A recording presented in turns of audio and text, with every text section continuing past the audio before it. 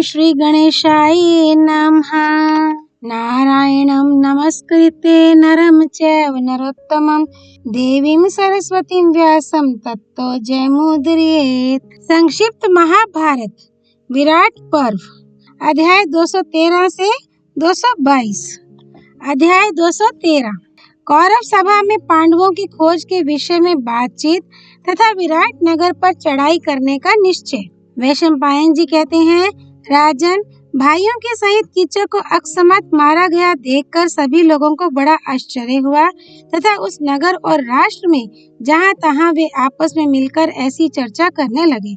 महाबली कीचक अपनी शूरवीरता के कारण राजा विराट को बहुत प्यारा था।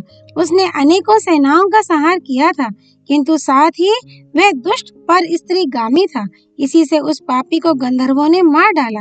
महाराज, शत्रु सेना का संहार करने वाले दुर्जय वीर कीचक के विषय में देश देश में ऐसी ही चर्चा होने लगी।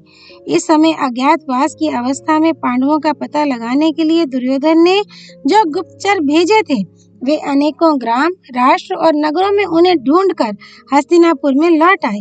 वहां वे राजसभा में बैठे हुए कुरुराज दुर्योधन के पास गए। उस समय वहां महात्मा भीष्म, द्रोण, कर्ण, कृप, त्रिगर्त देश के राजा और दुर्योधन के भाई भी मौजूद थे। उन सबके सामने उन्होंने कहा, राजन, पांडवों का पता लगाने के लिए हम सदा ही बड़ा प्रयत्न करते रहे, किंतु वे किधर से निकल गए ये हम जान ही ना सके। हमने पर्वतों के ऊंचे ऊंचे शिखरों पर, भिन्न भिन्न देशों में, जनता की भीड़ में तथा गांव और नगरों में भी उनकी बहुत खोज की, परंतु कहीं भी उनका पता नहीं लगा। मालूम होता है वे बिल्कुल नष्ट हो गए, इसलिए अब तो आपके लिए मंगल ही है। हमें इतना पता अवश्य लगा है कि इंद्रसेन आदि सारथी पांडवों के बिना ही द्वारकापुरी में पहुँचे हैं। वहाँ ना तो द्रौपदी है और न पांडव ही हैं। हाँ, एक बड़े आनंद का समाचार है, वह ये कि राजा विराट का जो महाबली सेनापति कीचक था, जिसने कि अपने महान पराक्रम से त्रिगर्त देश को दलित कर दिया था, उस पापात्मा को उसके भाइयों सहित रात्रि में गुप्त रूप से गंधर्वों ने मार डाला है। दूतों की यह बात सुनकर दुर्योधन बहुत देर तक विचार करता रहा। उसके बाद उसने सभासदों से कहा, पांडवों के अज्ञातवास के इस 13वें वर्ष में थोड़े ही दिन शेष हैं। यदि यह समाप्त हो गया तो सत्यवादी पांडव मदमाते हाथी और विषधर सर्पों के समान क्रोधातुर होकर पांडवों के लिए दुखदायी हो जाएंगे। वे सभी समय का हिसाब रखने वाले हैं, इसलिए कहीं दुर्विज्ञ रूप में छिपे होंगे। इसलिए कोई ऐसा उपाय करना चाहिए कि वे अपने क्रोध को पीकर फिर वन में ही चले जाएं। इसलिए शीघ्र ही उनका पता लगाओ, जिससे कि हमारा ये राज्य सब प्रकार की विघ्न बाधा और विरोधियों से मुक्त होकर चिरकाल तक अक्षुण्ण बना रहे। ये सुनकर कर्ण ने कहा, भरत नंदन, तो शीघ्र ही दूसरे कार्यकुशल जासूस भेजे जाएं।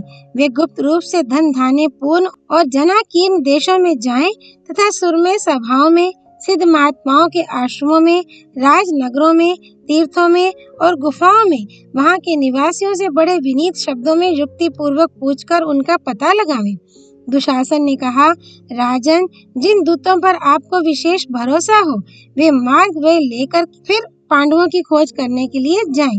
कर्ण ने जो कुछ कहा है वह हमें बहुत ठीक जान पड़ता है। तब तत्वार्थदर्शी परम पराक्रमी द्रोणाचार्य ने कहा, पांडव लोग शूरवीर, विद्वान, बुद्धिमान, जितेंद्रिय, धर्मज्ञ, कृतज्ञ और अपने ज्येष्ठ भ्राता धर्मराज की आज्ञा में चलने वाले हैं। ऐसे महापुरुष ना तो नष्ट होते हैं और ना किसी से तिरस्कृत ही होते हैं। उनमें धर्मराज तो बड़े ही शुद्धचित, गुणवान, सत्यवान, नीतिमान, पवित्र आत्मा और तेजस्वी हैं। उन्हें तो आंखों से देख लेने पर भी कोई नहीं पहचान सकेगा। अतः इस बात पर ध्यान रखकर ही हमें ब्राह्मण, सेवक, सिद्धपुरुष अथवा उन अन्य लोगों से जो कि उन्हें पहचानते हैं ढूंढवाना चाहिए। इसके पश्चात भरतवंशियों के पितामह, देश काल के ज्ञाता और समस्त धर्मों को जानने वाले भीष्म जी ने कौरवों के हित के लिए कहा, भरत नंदन, पांडवों के विषय में जैसा मेरा विचार है वह कहता हूँ। जो नीतिमान पुरुष होते हैं उनकी नीति को अनीति परायण लोग नहीं ताड़ सकते।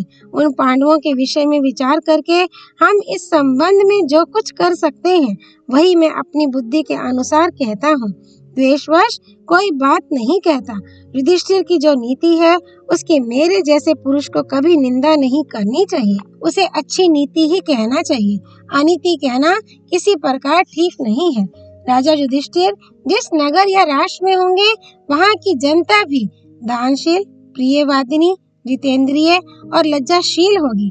जहाँ वे रहते होंगे वहाँ के लोग प्रियवादी, संयमी, सत्यपरायण, हरिष्टपुष्ट, पवित्र और कार्यकुशल होंगे।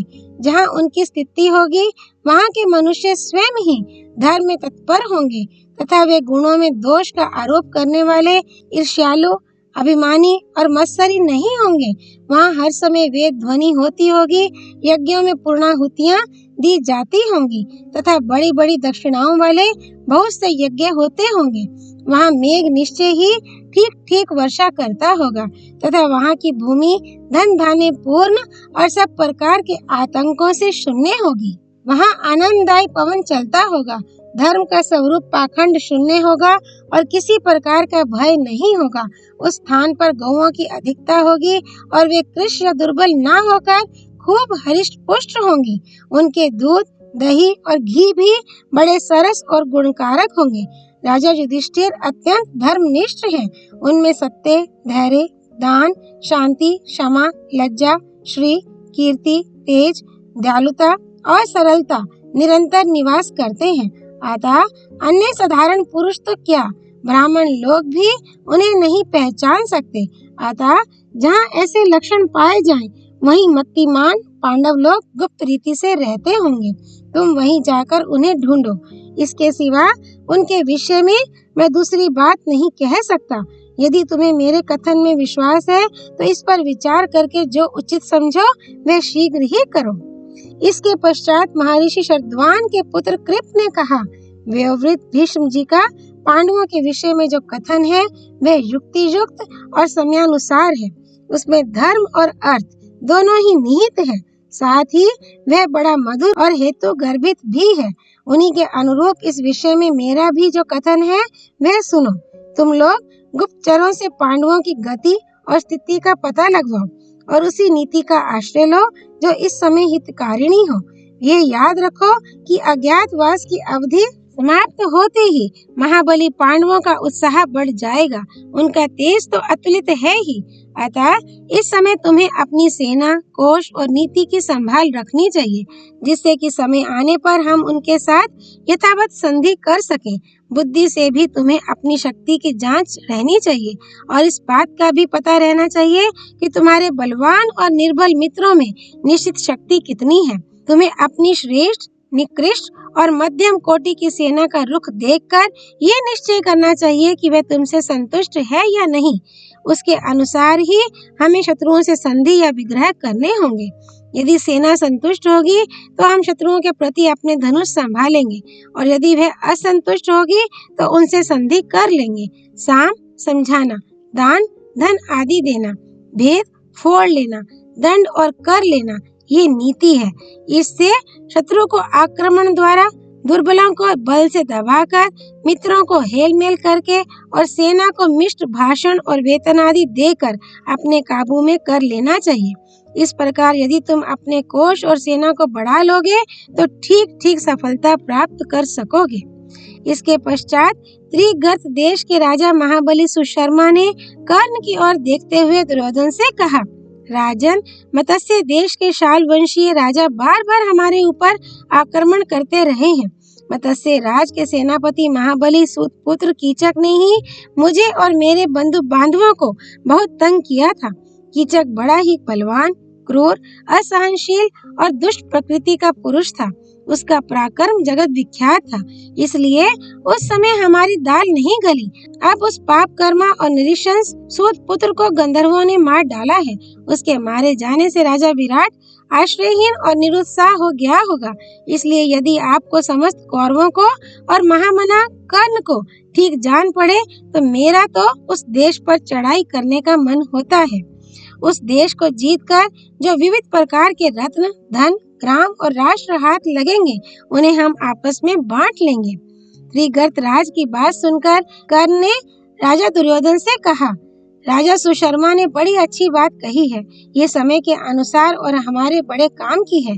अतः हम सेना सजाकर उसे छोटी छोटी टुकड़ियों में बांटकर अथवा जैसी आपकी सलाह हो वैसे ही तुरंत उस देश पर चढ़ाई कर दें। त्रिगर्त राज और कर्ण की बात सुनकर राजा दुर्योधन ने दुशासन को आज्ञा दी, भाई तुम बड़े बूढ़ों से सलाह करके चढ़ाई की तैयारी करो। हम लोग सब कौरवों के सहित एक नाके पर जाएंगे और महारथी सुशर्मा त्रिगर्त देशीय वीर और सारी सेना के सहित दूसरे मोर्चे पर। पहले सुशर्मा चढ़ाई करेंगे, उसके एक दिन बाद हमारा कूच होगा। ये ग्वालियों पर आक्रमण करके विराट का गोधन छीन लेंगे। उसके बाद हम भी अपनी सेना को 2 भागों में विभक्त करके राजा विराट की 1 लाख गौएं हरेंगे। अध्याय 214 विराट और सुशर्मा का युद्ध तथा भीमसेन द्वारा सुशर्मा का पराभव। वैशंपायन जी कहते हैं, राजन, सुशर्मा ने अपने पूर्व वैर का बदला लेने के लिए त्रिगर्त देश के सभी रथी और पदाती वीरों को लेकर कृष्ण पक्ष की सप्तमी तिथि के दिन विराट की गौएं छीनने के लिए अग्निकोण से आक्रमण किया।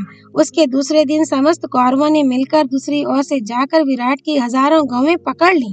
अब छद्म वेश में छिपे हुए अतुलित तेजस्वी पांडवों का 13वां वर्ष भली भांति समाप्त हो चुका था।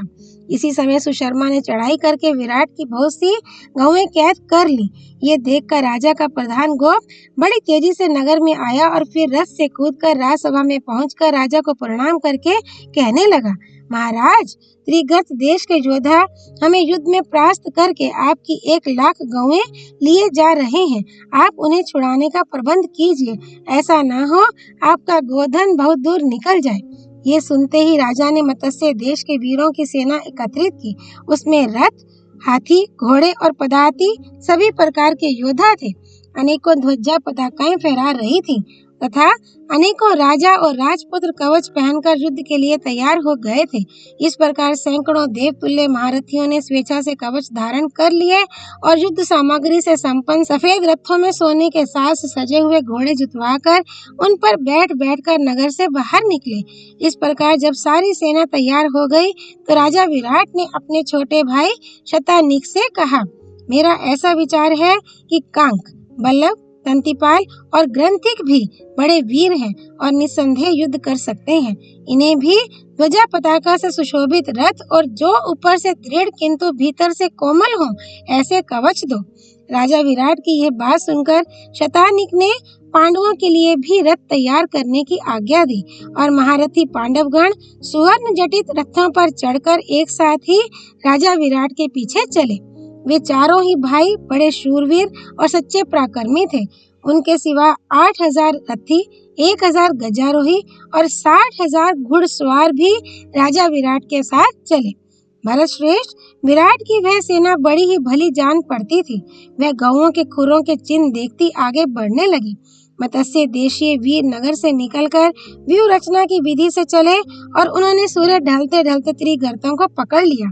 बस दोनों ओर के वीर परस्पर शस्त्र संचालन करने लगे और उनमें देवासुर संग्राम की तरह बड़ा ही भयंकर और रोमांचकारी युद्ध छिड़ गया। उस समय इतनी धूल उड़ी कि पक्षी भी अंधे से होकर पृथ्वी पर गिरने लगे और दोनों ओर से छोड़े गए बाणों की ओट में सूर्य नारायण भी दिखने बंद हो गए। रथी रथियों से, पदाती पदातियों से, घुड़सवार घुड़सवारों से और गजारोही गजारोहियों से भिड़ गए। वे क्रोध में भरकर एक दूसरे पर तलवार, पटिश, प्रास, शक्ति और तोमर आदि अस्त्र शस्त्रों से प्रहार करने लगे, परंतु परिक के समान प्रचंड भुजदंडों से प्रहार करने पर भी वे अपना सामना करने वाले वीर को पीछे नहीं हटा पाते थे। बात की बात में सारी रणभूमि कटे हुए मस्तक और छिदे हुए देहों से पटी सी दिखाई देने लगी। इस प्रकार युद्ध करते करते शतानीक ने 100 और विशालाक्ष ने 400 त्रिगर्त वीरों को धराशायी कर दिया। फिर वे दोनों महारथी शत्रुओं की सेना के भीतर घुस गए और विपक्षी वीरों के केश पकड़ पकड़ कर पटकने लगे तथा उन्होंने बहुतों के रथों को चकनाचूर कर दिया। राजा विराट ने 500 रथी, 800 घुड़सवार और 5 महारथी मार डाले। फिर तरह तरह से रथ युद्ध का कौशल दिखाते वे सोने के रथ पर चढ़े हुए सुशर्मा से आकर भिड़ गए। उन्होंने 10 बाणों से सुशर्मा को और 5-5 बाणों से उसके चारों घोड़ों को बींध डाला तथा रणोन्मत्त सुशर्मा ने उन्हें 50 बाणों से बीन दिया। सुशर्मा बड़ा बांकुरा वीर था। उसने मत्स्य राज की सारी सेना को अपने प्रबल पराक्रम से रौंद डाला और फिर राजा विराट की ओर दौड़ा। उसने विराट के रथ के दोनों घोड़ों को तथा अंगरक्षक और सारथी को मारकर उन्हें जीवित ही पकड़ लिया और अपने रथ में डालकर चल दिया। ये देखकर कुंती नंदन युधिष्ठिर ने भीमसेन से कहा, महाबाहो, त्रिगर्त सुशर्मा महाराज विराट को लिए जा रहा है, तुम उन्हें झटपट छुड़ा लो, ऐसा ना हो वे शत्रुओं के पंजे में फंस जाएं। तब भीमसेन ने कहा, महाराज आपकी आज्ञा से मैं इन्हें अभी छुड़ाता हूँ। इस सामने वाले वृक्ष की शाखाएं बहुत अच्छी हैं, ये तो गदा रूप ही जान पड़ता है, इसको उखाड़कर इसी के द्वारा मैं शत्रुओं को चौपट कर दूंगा। युधिष्ठिर बोले, भीमसेन ऐसा साहस का काम मत करना, इस वृक्ष को तो खड़ा रहने दो। यदि तुम ऐसा अति मानुष कर्म करोगे तो लोग पहचान जाएंगे कि ये तो भीम है, इसलिए तुम कोई दूसरा ही मनुष्योचित शस्त्र लो। धर्मराज के ऐसा कहने पर भीमसेन ने बड़ी फुर्ती से अपना श्रेष्ठ धनुष उठाया और मेघ जैसे जल बरसाता है वैसे ही सुशर्मा पर बाणों की वर्षा करने लगी। ये देखकर भाइयों के सहित सुशर्मा धनुष चढ़ाकर लौट पड़ा और एक निमेष में ही वे रथी भीमसेन से भिड़ गए। भीमसेन ने गदा लेकर विराट के सामने ही सैकड़ों हजारों रथी, गजारोही, अश्वारोही और प्रचंड धनुषधारी शूरवीरों को मारकर गिरा दिया तथा अनेकों पैदलों को भी कुचल डाला। ऐसा विकट युद्ध देखकर रणोन्मत्त सुशर्मा का सारा मद उतर गया। वह इस सेना के सत्यानाश के लिए चिंतित हो उठा और कहने लगा, हाय, जो हर समय कान तक धनुष चढ़ाई दिखाई देता था, वह मेरा भाई तो पहले ही मर गया। फिर वह भीमसेन पर बार बार तीखे बाण छोड़ने लगा। ये देखकर सभी पांडव क्रोध में भर गए और घोड़ों को त्रिगर्तों की ओर मोड़कर उन पर दिव्य अस्त्रों की वर्षा करने लगे। राजा युधिष्ठिर ने बात की बात में 1000 योद्धाओं को मार डाला। भीमसेन ने 7000 त्रिगर्तों को धराशायी कर दिया तथा नकुल ने 700 और सहदेव ने 300 वीरों को नष्ट कर डाला। अंत में भीमसेन सुशर्मा के पास आए और अपने पहने बाणों से उसके घोड़ों को तथा अंगरक्षकों को मार डाला। फिर उसके सारथी को रथ के जुए पर से गिरा दिया। सुशर्मा के रथ का चक्र रक्षक मदिराक्ष भीम पर प्रहार करने लगा। इतने ही में वृद्ध होने पर भी राजा विराट रथ से कूद पड़े और गदा लेकर बड़े जोर से उस पर झपटे।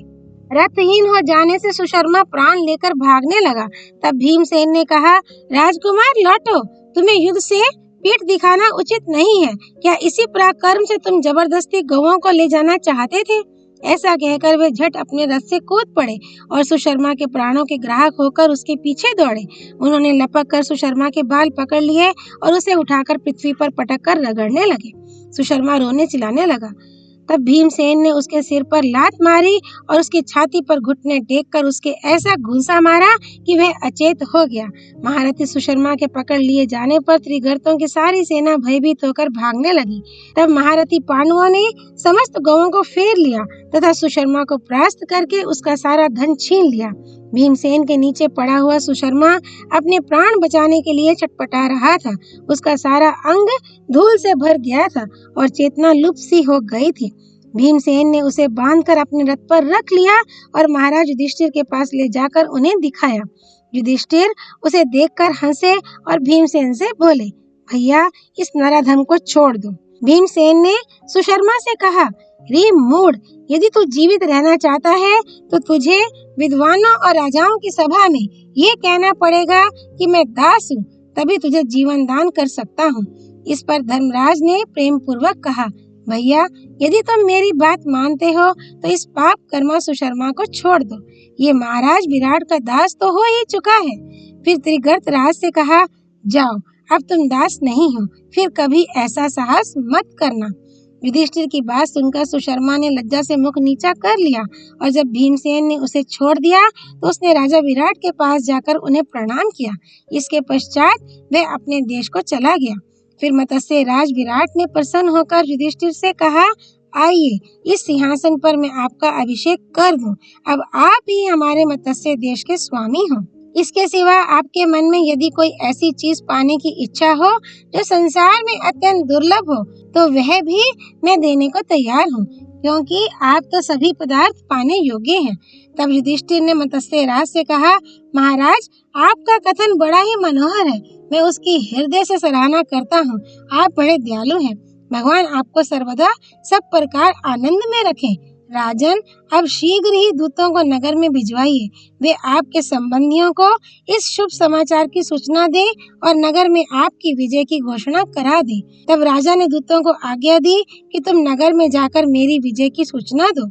मत्स्य राज की आज्ञा को सिर पर चढ़ाकर दूत बड़े हर्ष से नगर की ओर चले और रात रात में रास्ता तय करके सवेरे ही नगर के समीप पहुंचकर विजय की घोषणा कर दी।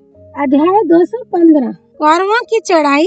उत्तर का बृहन्नला को सारथी बनाकर युद्ध में जाना और कौरव सेना को देखकर डर से भागना। वैशंपायन जी कहते हैं, राजन, जब मत्स्यराज विराट गौओं को छुड़ाने के लिए त्रिगर्त सेना की ओर गए तो दुर्योधन भी मौका देखकर अपने मंत्रियों के सहित विराट नगर पर चढ़ आया। भीष्म, द्रोण, कर्ण, कृप, अश्वत्थामा, शकुनी, दुशासन, विंशति, विकर्ण, चित्रसेन, दुर्मुख, दुश्शल तथा और भी अनेकों महारथी दुर्योधन के साथ थे।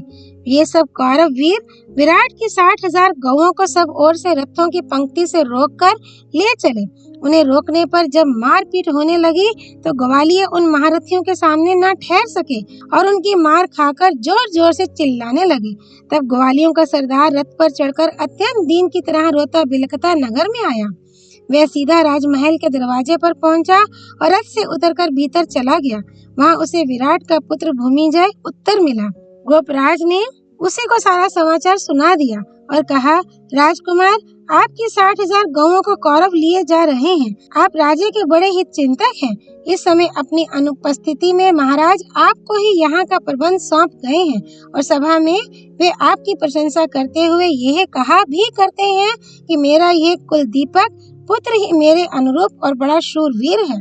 अतः इस समय आप तुरंत ही गौओं को छुड़ाने के लिए जाइए और महाराज के कथन को सत्य करके दिखाइए।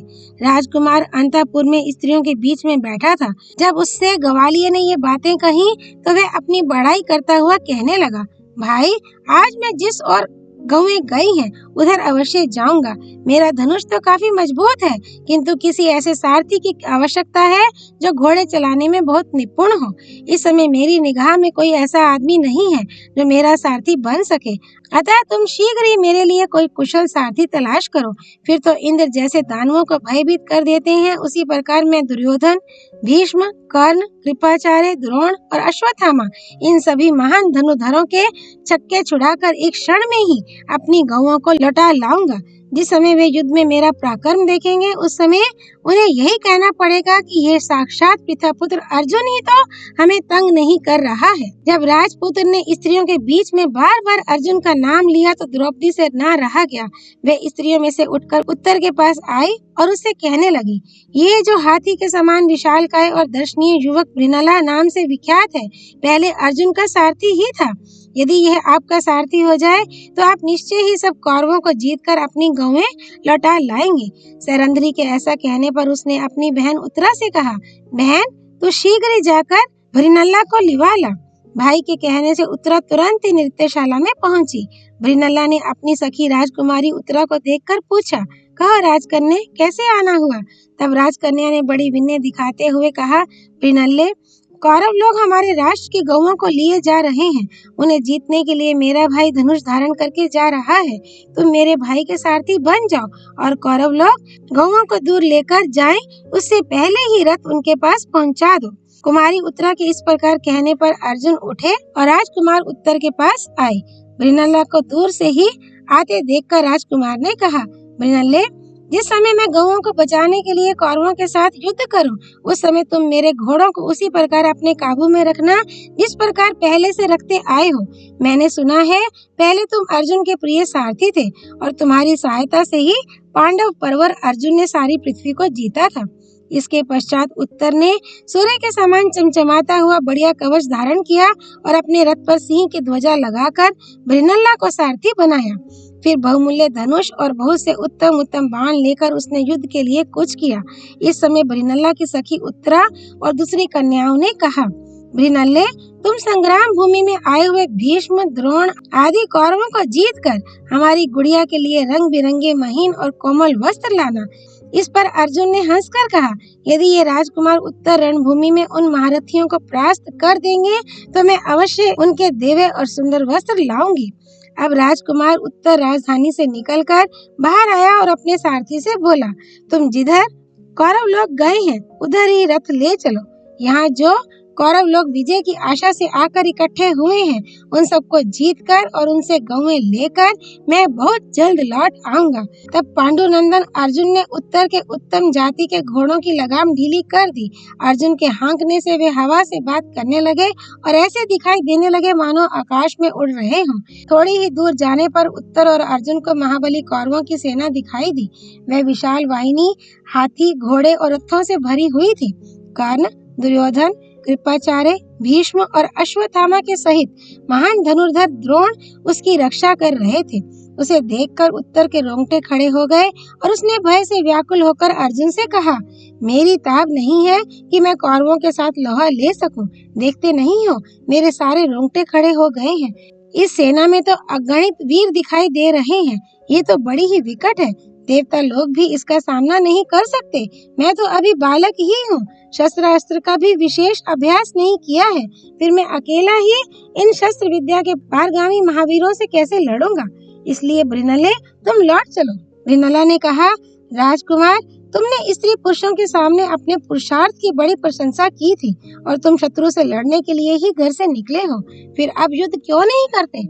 यदि तुम इन्हें परास्त किए बिना घर लौट चलोगे तो सब स्त्री पुरुष आपस में मिलकर तुम्हारी हंसी करेंगे।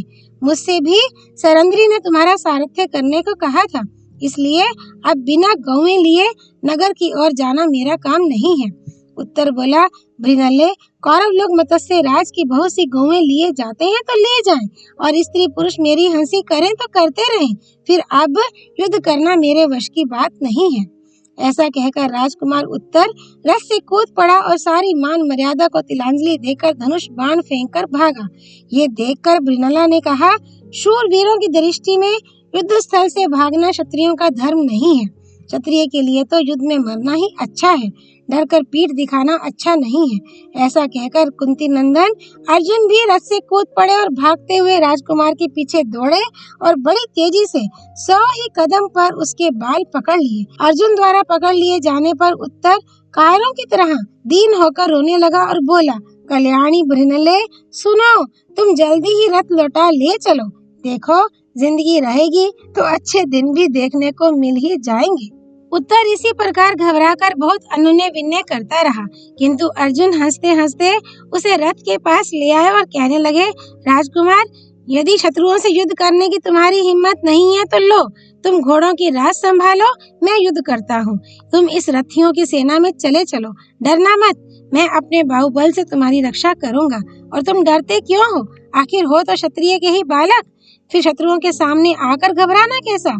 देखो, मैं इस दुर्जय सेना में घुसकर कौरवों से लड़ूंगा और तुम्हारी गौएं छुड़ाकर लाऊंगा।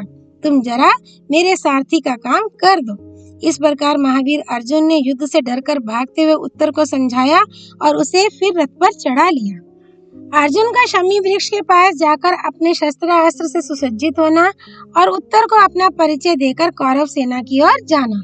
वैशंपायन जी कहते हैं, राजन, जब भीष्म, द्रोण आदि प्रधान कौरव महारथियों ने उस नपुंसक वेशधारी पुरुष को उत्तर को रथ में चढ़ाकर शमी वृक्ष की ओर जाते देखा तो वे अर्जुन की आशंका करके मन ही मन बहुत डरे। तब शस्त्र विद्या विशारद द्रोणाचार्य जी ने पितामह भीष्म से कहा, गंगा पुत्र, ये जो स्त्री वेशधारी दिखाई देता है वह इंद्र का पुत्र कपिध्वज अर्जुन जान पड़ता है। ये अवश्य ही हमें युद्ध में जीतकर गौएं ले जाएगा।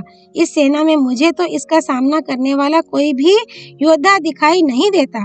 सुनते हैं कि हिमालय पर तपस्या करते समय अर्जुन ने किरात वेशधारी भगवान शंकर को भी युद्ध करके प्रसन्न कर लिया था।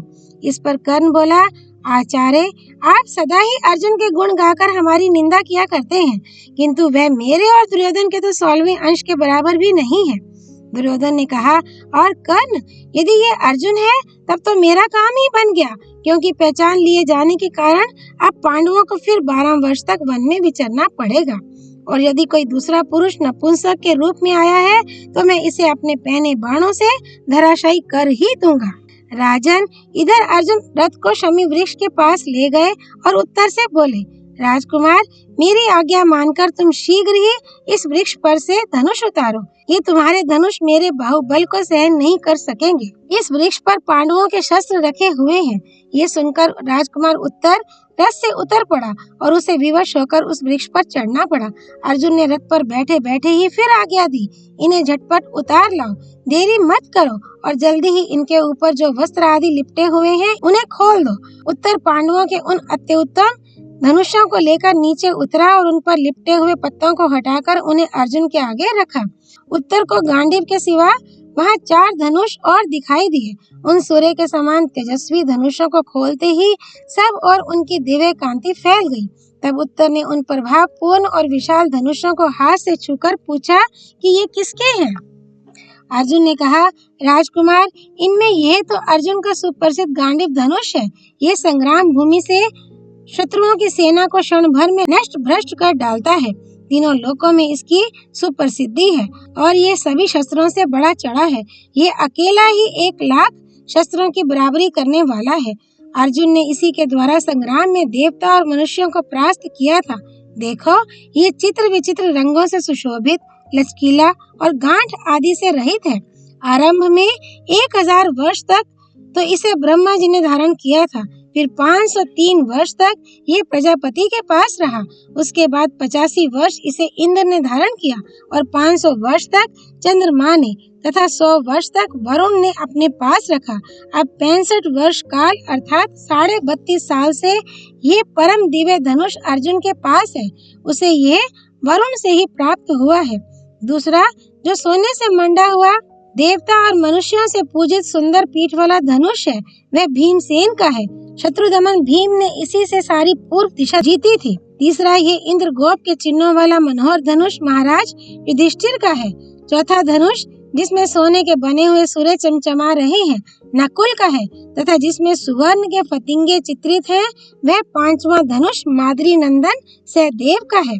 उत्तर ने कहा, मृणाले, जिन शीघ्र पराक्रमी महात्माओं के सुंदर और सुनहले आयुध इस प्रकार चमचमा रहे हैं, वे पृथा पुत्र अर्जुन, युधिष्ठिर, नकुल, सहदेव और भीमसेन कहाँ हैं? वे तो सभी बड़े महानुभाव और शत्रुओं का संहार करने वाले थे। जब से उन्होंने जुए में अपना राज्य हारा है, तब से उनके विषय में कुछ सुनने में नहीं आया। तथा स्त्रियों में रत्न स्वरूपा पांचाल कुमारी द्रौपदी भी कहाँ है? अर्जुन ने कहा, मैं ही पृथा पुत्र अर्जुन हूँ। मुख्य सभासद कंक युधिष्ठिर हैं। तुम्हारे पिता के रसोई पकाने वाले बल्लभ भीमसेन हैं। अश्व शिक्षक ग्रंथिक नकुल हैं। गोपाल तंतिपाल सहदेव हैं और जिसके लिए कीचक मारा गया है वह सरंध्री द्रौपदी है। उत्तर बोला, मैंने अर्जुन के 10 नाम सुने हैं। यदि तुम मुझे उन नामों के कारण सुना दो तो मुझे तुम्हारी बात में विश्वास हो सकता है। अर्जुन ने कहा, मैं सारे देशों को जीतकर उनसे धन लाकर धनी के बीच में स्थित था, इसलिए धनंजय हुआ। मैं जब संग्राम में जाता हूँ तो वहाँ से युद्धोन्मत्त शत्रुओं के जीते बिना कभी नहीं लौटता, इसलिए विजय हूँ। संग्राम भूमि में युद्ध करते समय मेरे रथ में सुनहले साज वाले श्वेत अस्त्र जोते जाते हैं, इसलिए मैं श्वेत वाहन हूँ। मैंने उत्तरा फाल्गुनी नक्षत्र में दिन के समय हिमालय पर जन्म लिया था, इसलिए लोग मुझे फाल्गुन कहने लगे। पहले बड़े बड़े दानवों के साथ युद्ध करते समय इंद्र ने मेरे सिर पर सूर्य के समान तेजस्वी किरीट पहनाया था, इसलिए मैं किरीटी हूँ। मैं युद्ध करते समय कोई विभत्स भयानक कर्म नहीं करता, इसी से मैं देवता और मनुष्यों में विभत्सु नाम से प्रसिद्ध हूँ। गांडीव को खींचने में मेरे दोनों हाथ कुशल हैं, इसलिए देवता और मनुष्य मुझे सव्यसाची नाम से पुकारते हैं। चारों समुद्र पर्यंत पृथ्वी में मेरे जैसा शुद्ध वर्ण दुर्लभ है और मैं शुद्ध ही कर्म करता हूँ, इसलिए लोग मुझे अर्जुन नाम से जानते हैं। मैं दुर्लभ, दुर्जय, दमन करने वाला और इंद्र का पुत्र हूँ, इसलिए देवता और मनुष्यों में जिष्णु नाम से विख्यात हूँ। मेरा 10वां नाम कृष्ण पिताजी का रखा हुआ है, क्योंकि मैं उज्जवल कृष्ण वर्ण तथा लाडला बालक होने के कारण चित्त को आकर्षित करने वाला था। ये सुनकर विराट पुत्र ने अर्जुन को प्रणाम किया और कहा, मैं भूमिंजय नाम का राजकुमार हूँ और मेरा नाम उत्तर भी है। आज मेरा बड़ा सौभाग्य है जो मैं पृथा पुत्र अर्जुन का दर्शन कर रहा हूँ। मैंने आपको ना पहचानने के कारण जो अनुचित शब्द कहे हैं उनके लिए आप मुझे क्षमा करें। आप इस सुंदर रथ में सवार होइए, मैं आपका सारथी बनूंगा और जिस सेना में आप चलने को कहेंगे उसी में मैं आपको ले चलूंगा।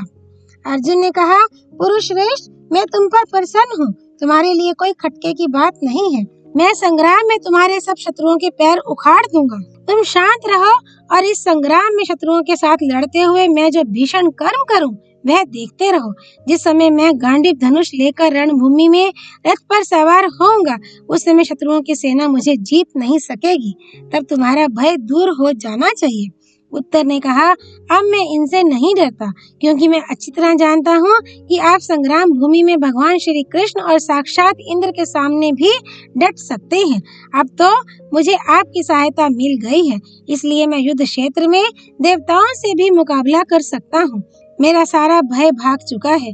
बताइए मैं क्या करूँ? पुरुष श्रेष्ठ, मैंने अपने पिताजी से सारथी का काम सीखा था, इसलिए मैं आपके रथ के घोड़ों को अच्छी तरह संभाल लूंगा। इसके पश्चात अर्जुन ने शुद्धता पूर्वक रथ पर पूर्वाभिमुख बैठकर एकाग्र चित्त से समस्त अस्त्रों को स्मरण किया। उन्होंने प्रकट होकर हाथ जोड़कर कहा, पांडु कुमार, आपके दास हम सब उपस्थित हैं। अर्जुन ने कहा, तुम सब मेरे मन में निवास करो। इस प्रकार अस्त्रों को ग्रहण करके अर्जुन का चेहरा प्रसन्नता से खिल गया और उन्होंने गांडीव धनुष पर डोरी चढ़ाकर उसकी टंकार की। तब उत्तर ने कहा, पांडव श्रेष्ठ, आप तो अकेले ही हैं। इन शस्त्रास्त्र के पारगामी अनेकों महारथियों को संग्राम में कैसे जीत सकेंगे? ये सोचकर तो आपके सामने भी मैं बहुत भयभीत हो रहा हूँ।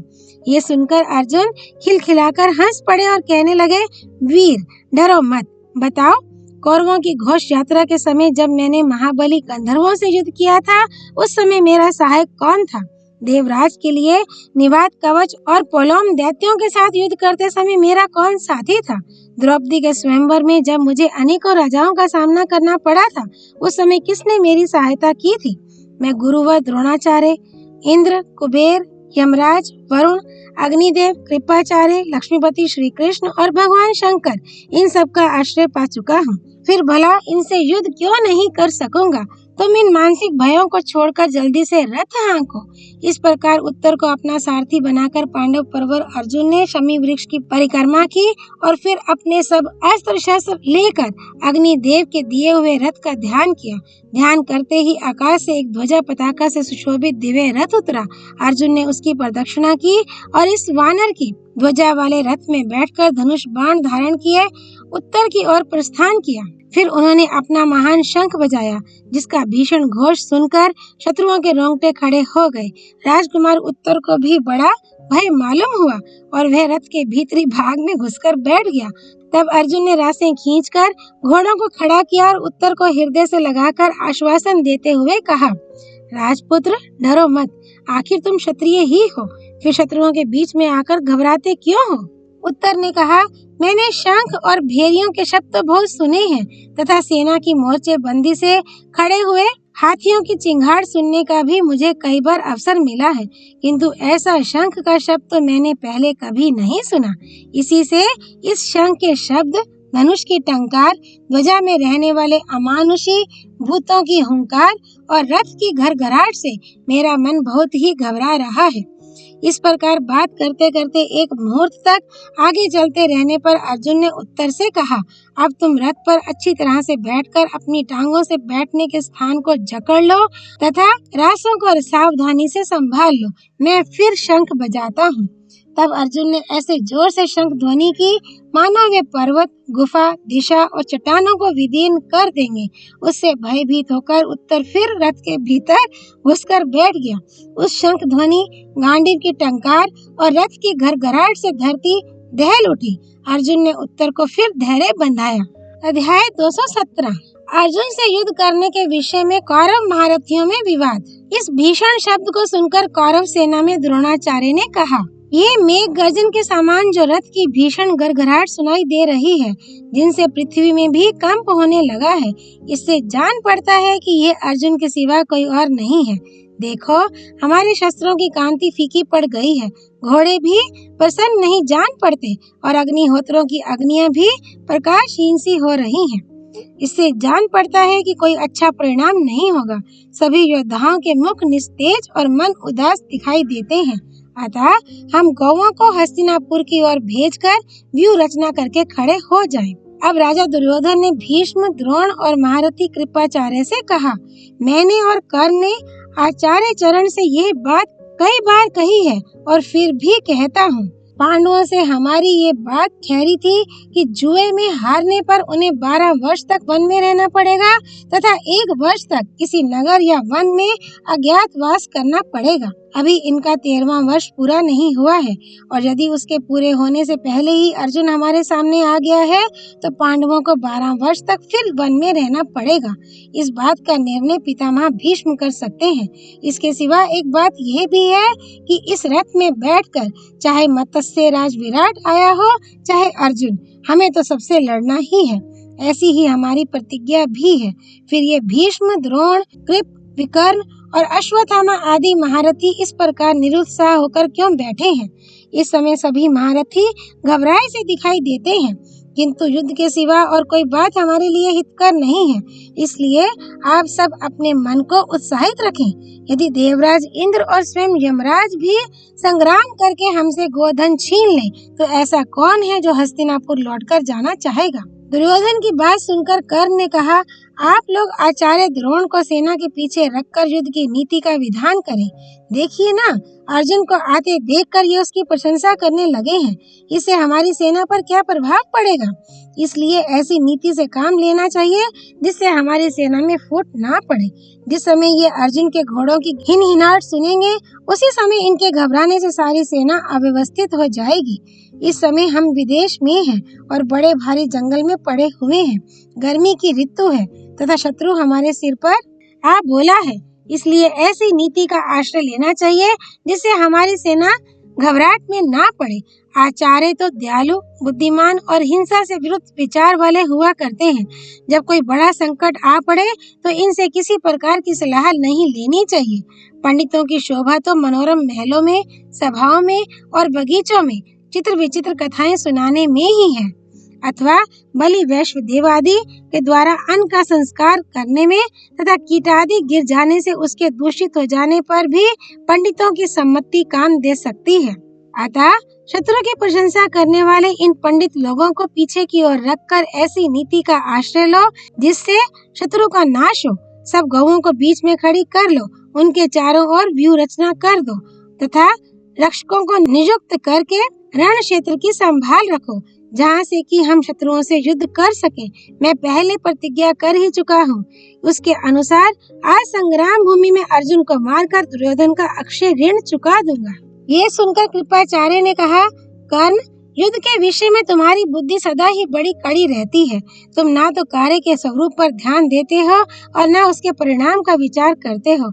विचार करने पर तो यही समझ में आता है कि हम लोग अर्जुन से लोहा लेने में समर्थ नहीं हैं। देखो, उसने अकेले ही चित्रसेन गंधर्व के सेवकों को युद्ध करके समस्त कौरवों की रक्षा की थी तथा अकेले ही अग्निदेव को तृप्त किया था। जब किरात वेश में भगवान शंकर उसके सामने आए तो उनसे भी उसने अकेले ही युद्ध किया था। निवात कवच और काल के दानवों को तो देवता भी नहीं दबा सके थे, उन्हें भी उसने युद्ध में अकेले ही मारा था। अर्जुन ने तो अकेले ही अनेकों राजाओं को अपने अधीन कर लिया था। तुम ही बताओ, तुमने भी अकेले रहकर कभी कोई ऐसी करतूत करके दिखाई है? अर्जुन के साथ युद्ध करने की सामर्थ्य तो इंद्र में भी नहीं है। तुम जो उसके साथ भिड़ने की बात कह रहे हो, इससे मालूम होता है तुम्हारा मस्तिष्क ठिकाने नहीं है। इसकी तुम्हें दवा करानी चाहिए।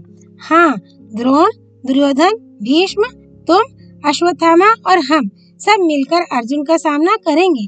तुम अकेले ही उससे भिड़ने का साहस मत करो। इसके बाद अश्वत्थामा ने कहा, अभी तो हमने गौओं को जीता भी नहीं है और न हम मत्स्य राज्य की सीमा पर ही पहुँचे हैं। हस्तिनापुर भी अभी बहुत दूर है। फिर तुम ऐसे बढ़ बढ़कर बातें क्यों बनाते हो? दुर्योधन तो बड़ा ही क्रूर और निर्लज है, नहीं तो जुए में राज्य जीतकर भला किस क्षत्रिय को संतोष होगा। अतः जिस प्रकार तुमने जुआ खेला था, इंद्रप्रस्थ को जीता था और द्रौपदी को बलात् सभा में बुलाया था, उसी प्रकार अब अर्जुन के साथ संग्राम करना। अरे काल, पवन, मृत्यु और बड़वानल जब कोप करते हैं तो कुछ न कुछ शेष छोड़ देते हैं, किंतु अर्जुन तो कुपित होने पर कुछ भी बाकी नहीं छोड़ता। अतः जिस प्रकार तुमने द्युत सभा में शकुनी की सलाह से जुआ खेला था, उसी प्रकार तुम मामा जी की देख रेख में ही अर्जुन से लड़ लो। भाई, और कोई भी वीर युद्ध करे, मैं तो अर्जुन से लड़ूंगा नहीं। यदि गौएं लेने के लिए मत्स्यराज विराट आया तो उससे मैं अवश्य युद्ध करूंगा। फिर भीष्म पितामह बोले, अश्वत्थामा और कृपाचार्य का विचार बहुत ठीक है। कर्ण तो क्षत्रिय धर्म के अनुसार युद्ध करने पर ही तुला हुआ है। किसी भी समझदार आदमी को आचार्य द्रोण पर दोष नहीं लगाना चाहिए, और जब अर्जुन हमारे सामने आ गया है तो आपस में विरोध करने का अवसर तो ये है ही नहीं। आचार्य कृप, द्रोण और अश्वत्थामा को भी इस समय क्षमा ही करना चाहिए। बुद्धिमानों ने सेना से संबंध रखने वाले जितने दोष बताए हैं, उनमें आपस की फूट सबसे बढ़कर है। दुर्योधन ने कहा, आचार्य चरण, इस समय क्षमा करें और शांति रखें। यदि इस समय गुरुदेव के चित्त में कोई अंतर न आया, तभी हमारा आगे का काम बनना संभव है। तब कर्ण, भीष्म और कृपाचार्य के सहित दुर्योधन ने आचार्य द्रोण से क्षमा करने की प्रार्थना की। इससे शांत होकर द्रोणाचार्य ने कहा, शांतनु नंदन, भीष्म ने जो बात कही है, मैं तो उसे सुनकर ही प्रसन्न हो गया था। अच्छा, अब युद्ध की नीति का विधान करो। दुर्योधन को पांडवों के 13वें वर्ष के पूरे होने में संदेह है, किंतु ऐसा हुए बिना अर्जुन कभी हमारे सामने नहीं आता। दुर्योधन ने इस विषय में कई बार शंका की है, अतः भीष्म जी इस विषय में ठीक निर्णय करके बताने की कृपा करें। इस पर पितामह भीष्म ने कहा, कला, काष्ठा, मुहूर्त, दिन, पक्ष, मास, नक्षत्र, ग्रह, ऋतु और संवत्सर, ये सब मिलकर एक काल चक्र बने हुए हैं। वह काल चक्र कला, काष्ठा आदि के विभाग पूर्वक घूमता रहता है। उनमें सूर्य और चंद्रमा नक्षत्रों को लांघ जाते हैं, तो काल की कुछ वृद्धि हो जाती है। इसी से हर 5वें वर्ष 2 महीने बढ़ जाते हैं। इसलिए मेरा ऐसा विचार है कि पांडवों को अब 13 वर्ष से 5 महीने और 12 दिन का समय अधिक हो गया है। पांडवों ने जो जो प्रतिज्ञाएं की थी, उनका ठीक ठीक पालन किया है।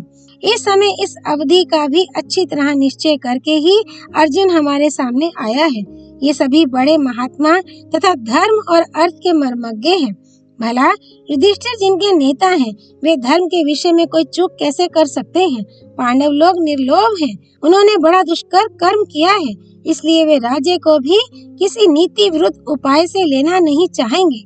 पराक्रम पूर्वक राज्य लेने में तो वे वनवास के समय भी समर्थ थे, किंतु धर्म पाश में बंधे होने के कारण वे शास्त्र धर्म से विचलित नहीं हुए। इसलिए जो ऐसा कहेगा कि अर्जुन मिथ्याचारी है, उसे मुंह की खानी पड़ेगी। पांडव लोग मौत को गले लगा लेंगे, किंतु असत्य को कभी नहीं अपनावेंगे। साथ ही उनमें ऐसी वीरता भी है कि समय आने पर उनका जो हक होगा, उसे वे वज्रधर इंद्र से सुरक्षित होने पर भी नहीं छोड़ेंगे। इसलिए राजन, युद्धोचित अथवा धर्मोचित कोई भी काम शीघ्र ही करो, क्योंकि अब अर्जुन समीप ही आ गया है। दुर्योधन ने कहा, पितामह, पांडवों को राज्य तो मैं दूंगा नहीं, अतः अब जो युद्ध के लिए तैयारी करनी हो वही शीघ्र करो। भीष्म बोले, इस विषय में मेरा जैसा विचार है वह सुनो। तुम तो चौथाई सेना लेकर हस्तिनापुर की ओर चले जाओ, दूसरा चौथाई भाग गौओं को लेकर चला जाए। शेष आधी सेना के साथ हम अर्जुन का मुकाबला करेंगे। अर्जुन युद्ध के लिए आ रहा है, अतः मैं, द्रोणाचार्य, कर्ण, अश्वत्थामा और कृपाचार्य उससे युद्ध करेंगे। पीछे यदि राजा विराट या स्वयं इंद्र भी आवेगा तो जैसे तट समुद्र को रोके रहता है, उसी प्रकार मैं उसे रोक लूंगा। महात्मा भीष्म की ये बात सभी को अच्छी लगी। फिर कौरवराज दुर्योधन ने भी वैसा ही किया। भीष्म ने पहले तो दुर्योधन और गौओं को विदा किया, उसके बाद मुख्य मुख्य सेनानियों की व्यवस्था करके व्यूह रचना आरंभ की।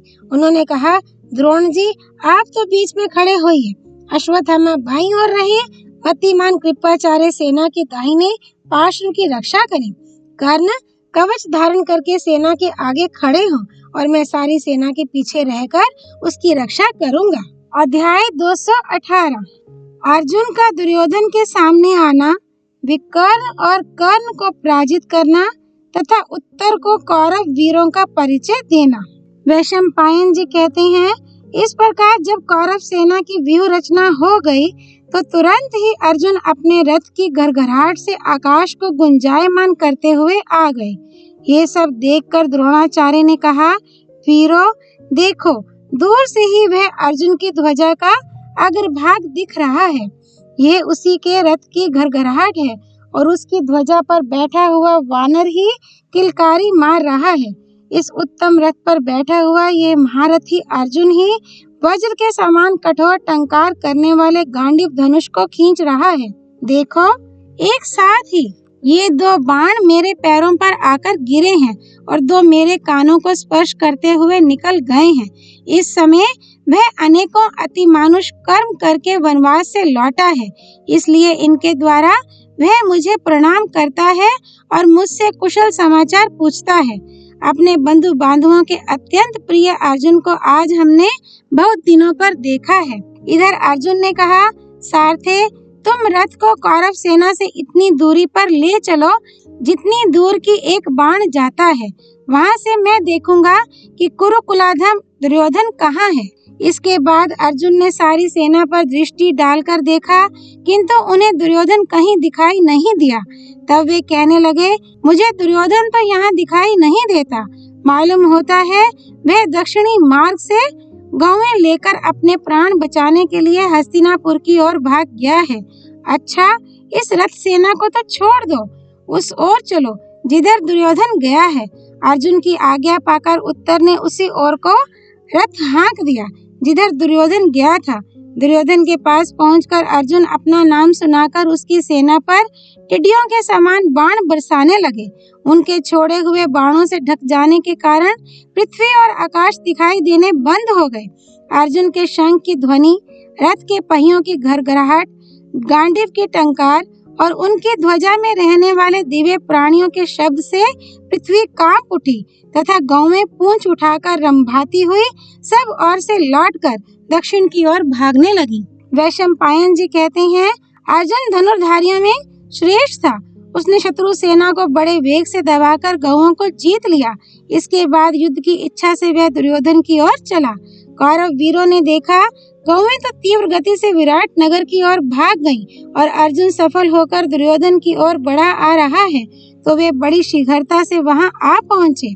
कौरवों की उस सेना को देखकर अर्जुन ने विराट कुमार उत्तर से कहा, राजपुत्र, आजकल दुर्योधन का सहारा पाकर कर्ण बड़ा अभिमानी हो रहा है। वह मुझसे युद्ध करना चाहता है, अतः पहले उसी के पास मुझे ले चलो। उत्तर ने अर्जुन का रथ युद्ध भूमि के मध्य भाग में ले जाकर खड़ा किया। इतने में चित्रसेन, संग्रामजित, शत्रुसहा और जय आदि महारथी वीर उसके मुकाबले में आ डटे। युद्ध छिड़ गया। अर्जुन ने इनके रथों को उसी प्रकार भस्म कर दिया जैसे आग वन को जला डालती है। जब ये भयानक संग्राम हो रहा था, उसी समय कुरुवंश का श्रेष्ठ योद्धा विकर्ण रथ पर बैठकर अर्जुन के ऊपर चढ़ आया। आते ही वह विपाट नामक बाणों की वर्षा करने लगा। अर्जुन ने उसका धनुष काटकर रथ की ध्वजा के टुकड़े टुकड़े कर दिए। विकर्ण तो भाग गया, किंतु शत्रुंतप नामक राजा सामने आकर अर्जुन के हाथ से मारा गया। फिर तो जैसे प्रचंड आंधी के वेग से बड़े बड़े जंगलों के वृक्ष हिल उठते हैं, उसी प्रकार अर्जुन की मार खाकर कौरव सेना के वीर कांपने लगे। कितने ही आहत हो प्राण त्याग कर पृथ्वी पर गिर पड़े। इस युद्ध में इंद्र के समान पराक्रमी वीर भी अर्जुन के द्वारा परास्त हुए। वह शत्रुओं का संहार करता हुआ युद्ध भूमि में विचर रहा था। इतने में कर्ण के बड़े भाई संग्रामजित से उसकी मुठभेड़ हो गई। अर्जुन ने उसके रथ में जुते हुए लाल लाल घोड़ों को मारकर एक ही बाण से उसका सिर काट लिया। भाई के मारे जाने पर कर्ण अपने पराक्रम के जोश में आकर अर्जुन की ओर दौड़ा और 12 बाण मारकर उसने अर्जुन को बींध डाला, उसके घोड़ों को छेद दिया और राजकुमार उत्तर के हाथ में भी चोट पहुंचाई। ये देख अर्जुन भी जैसे गरुड़ नाग की ओर दौड़े उसी प्रकार कर्ण पर टूट पड़ा। ये दोनों वीर संपूर्ण धनुर्धारियों में श्रेष्ठ, महाबली और सब शत्रुओं का प्रहार सहने वाले थे। इनका युद्ध देखने के लिए सभी कौरव वीर ज्यों के त्यों खड़े हो गए। अपने अपराधी कर्ण को सामने पाकर अर्जुन क्रोध और उत्साह से भर गया और एक ही क्षण में उसने इतनी बाण वृष्टि की कि रथ, सारथी और घोड़ों सहित वह छिप गया। इसके बाद कौरवों के अन्यान्य योद्धाओं को भी अर्जुन ने रथ और हाथियों सहित बेध डाला। भीष्म आदि भी अपने रथ सहित अर्जुन के बाणों से ढक गए। इससे उनकी सेना में हाहाकार मच गया। इतने में कर्ण ने अर्जुन के तमाम बाणों को काट दिया और अमर्ष में भरकर उसके चारों घोड़ों तथा सारथी को बींध दिया। साथ ही रथ की ध्वजा को भी काट डाला। इसके बाद उसने अर्जुन को भी घायल किया। कर्ण के बाणों से आहत होकर अर्जुन सोते हुए सिंह के समान जाग उठा और उसके ऊपर पुनः बाणों की वर्षा करने लगा। अपने वज्र के समान तेजस्वी बाणों से उसने कर्ण के बाह, जंघा, मस्तक, ललाट और कंठ आदि अंगों को बींध डाला। कर्ण का शरीर क्षत विक्षत हो गया। उसे बड़ी पीड़ा होने लगी। फिर तो जैसे एक हाथी से हार कर दूसरा हाथी भाग जाता है, उसी प्रकार वह युद्ध के मैदान से भाग खड़ा हुआ। कर्ण के भाग जाने पर दुर्योधन आदि वीर अपनी अपनी सेना के साथ धीरे धीरे अर्जुन की ओर बढ़ आए। तब अर्जुन ने हंसकर दिव्य अस्त्रों का प्रयोग करते हुए कौरव सेना पर प्रत्याक्रमण किया। उस समय उस सेना के रथ, घोड़े, हाथी और कवच आदि में से कोई भी ऐसा नहीं बचा था जिसमें दो दो अंगुल पर अर्जुन के तीखे बाणों का घाव न हुआ हो। अर्जुन के दिव्यास्त्र का प्रयोग, घोड़ों की शिक्षा, उत्तर की रथ हाँकने की कला, पार्थ के अस्त्र संचालन का क्रम और पराक्रम देखकर शत्रु भी बड़ाई करने लगे। अर्जुन परले कालीन अग्नि के समान शत्रुओं को भस्म कर रहा था। उस समय उसके तेजस्वी स्वरूप की ओर शत्रु आंख उठाकर देख भी ना सके। उसके दौड़ते हुए रथ को समीप आने पर एक ही बार कोई भी शत्रु पहचान पाता था। दोबारा उसे इसका अवसर नहीं मिलता, क्योंकि अर्जुन तुरंत ही उस शत्रु को रथ से गिराकर परलोक भेज देता था। समस्त कौरव सैनिकों के शरीर उसके द्वारा छिन्न भिन्न होकर कष्ट पा रहे थे। वह अर्जुन का ही काम था, दूसरे से उसकी तुलना नहीं हो सकती थी। उसने द्रोणाचार्य को 73, दुस्सह को 10, अश्वत्थामा को 8, दुशासन को 12, कृपाचार्य को 3, भीष्म को 60 और दुर्योधन को 100 बाणों से घायल किया। फिर कर्णी नामक बाण मारकर कर्ण का कान बींध डाला। साथ ही उसके घोड़े, सारथी तथा रथ को भी नष्ट कर दिया। ये देखकर सारी सेना तितर बितर हो गई। तब विराट कुमार उत्तर ने अर्जुन से कहा, विजय, अब आप किस सेना में चलना चाहते हैं? आज्ञा दीजिए, मैं वहीं रथ ले चलूं। अर्जुन ने कहा, उत्तर, जिस रथ के लाल लाल घोड़े हैं, जिस पर नीली पताका फहरा रही है, उस रथ पर बैठे हुए जो अत्यंत कल्याणकारी वेश में व्याघ्र चर्मधारी महापुरुष दिखाई पड़ते हैं, वे हैं कृपाचार्य और वही है उनकी सेना। तुम मुझे उसी सेना के निकट ले चलो और देखो, जिनकी ध्वजा में सुवर्णमय कमंडलों का चिन्ह है, वे ही ये संपूर्ण शस्त्रधारियों में श्रेष्ठ आचार्य द्रोण हैं। तुम मेरे रथ से इनकी प्रदक्षिणा करो। जब ये मुझ पर प्रहार करेंगे, तभी मैं भी इन पर शस्त्र छोड़ूंगा। ऐसा करने से ये मुझ पर कोप नहीं करेंगे। इनसे थोड़ी ही दूर पर जिसके रथ की ध्वजा में धनुष का चिन्ह दिखाई देता है, ये आचार्य द्रोण का पुत्र महारथी अश्वत्थामा है, तथा जो रथों की सेनाओं में तीसरी सेना के साथ खड़ा है, स्वर्ण का कवच पहने है, जिसकी ध्वजा के ऊपर स्वर्णमय हाथी का चिन्ह बना है, वही ये धृतराष्ट्र का पुत्र राजा सुयोधन है, जिसकी ध्वजा के अग्रभाग में हाथी की सुंदर श्रृंखला का चिन्ह दिखाई दे रहा है। ये कर्ण है, इसे तो तुम पहले ही जान चुके हो, तथा जिनके सुंदर रथ पर स्वर्ण में 5 मंडल वाली नीले रंग की पताका फहराती है, जो हस्त त्राण पहने हुए हैं, जिनका धनुष बहुत बड़ा और पराक्रम महान है, जिनके उत्तम रथ पर सूर्य और ताराओं की चिन्ह वाली अनेकों ध्वजाएं हैं, मस्तक पर सोने का टोप और उसके ऊपर श्वेत छत्र शोभा पा रहा है, जो मेरे मन में भी उद्वेग पैदा करते रहते हैं। ये हैं हम सब लोगों के पितामह शांतनु नंदन भीष्म जी। इनके पास सबसे पीछे चलना चाहिए। क्योंकि ये मेरे कार्य में विघ्न नहीं डालेंगे। अर्जुन की बातें सुनकर उत्तर सावधान हो गया और जहाँ कृपाचार्य का रथ खड़ा था वहीं अर्जुन का रथ भी ले गया। अध्याय 219 आचार्य कृप और द्रोण की पराजय। वैशंपायन जी कहते हैं, विराट कुमार ने रथ बढ़ाकर कृपाचार्य की प्रदक्षिणा की और फिर उनके सामने उसे ले जाकर खड़ा कर दिया। तदनंतर अर्जुन ने अपना नाम बताकर परिचय दिया और देवदत्त नामक बड़े भारी शंख को जोर से बजाया। उससे इतनी ऊंची आवाज हुई मानो पर्वत फट रहा हो। वह शंखनाद आकाश में गूंज उठा और उससे जो प्रतिध्वनि हुई वह वज्रपात के समान जान पड़ी। युद्धार्थी महारथी कृपाचार्य ने भी अर्जुन पर कुपित हो अपना शंख जोर से बजाया। उसका शब्द तीनों लोकों में व्याप्त हो गया। फिर उन्होंने अपना महान धनुष हाथ में ले उसकी टंकार की और अर्जुन के ऊपर 10,000 बाणों की वर्षा करके विकट गर्जना की। तब अर्जुन ने भल नामक तीखा बाण मारकर कृपाचार्य का धनुष और हस्त त्राण काट दिया और कवच के टुकड़े टुकड़े कर दिए, किंतु उनके शरीर को तनिक भी क्लेश नहीं पहुंचाया। कृपाचार्य ने दूसरा धनुष उठाया पर अर्जुन ने उसे भी काट दिया। इस प्रकार जब कृपाचार्य के कई धनुष काट डाले तो उन्होंने प्रज्वलित वज्र के समान दमकती हुई एक शक्ति अर्जुन के ऊपर फेंकी। आकाश से उल्का के समान अपने ऊपर आती हुई उस शक्ति को अर्जुन ने 10 बाण मारकर काट डाला।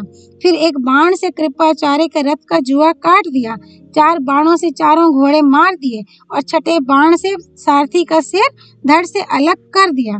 धनुष, रथ, घोड़े और सारथी के नष्ट हो जाने पर कृपाचार्य हाथ में गदा लेकर कूद पड़े और उसे अर्जुन के ऊपर फेंका।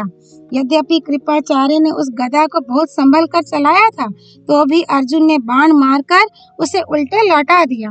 तब कृपाचार्य की सहायता करने वाले योद्धा कुंती नंदन को चारों ओर से घेर कर बाण बरसाने लगे। ये देख विराट कुमार उत्तर ने घोड़ों को वामावर्त घुमाया और यमक नामक मंडल बनाकर शत्रुओं की गति रोक दी। तब वे रथहीन कृपाचार्य को साथ ले अर्जुन के निकट से भाग गए। जब कृपाचार्य रणभूमि से हटा लिए गए तो लाल घोड़ों वाले रथ पर बैठे हुए आचार्य द्रोण धनुष बाण से सुसज्जित हो अर्जुन के ऊपर चढ़ आए। दोनों ही अस्त्र विद्या के पूर्ण ज्ञाता, धैर्यवान और महान बलवान थे। दोनों ही युद्ध में पराजित होने वाले नहीं थे। इन दोनों गुरु शिष्यों की आपस में मुठभेड़ होते देख भरतवंशियों की वह विशाल सेना बारंबार कांपने लगी।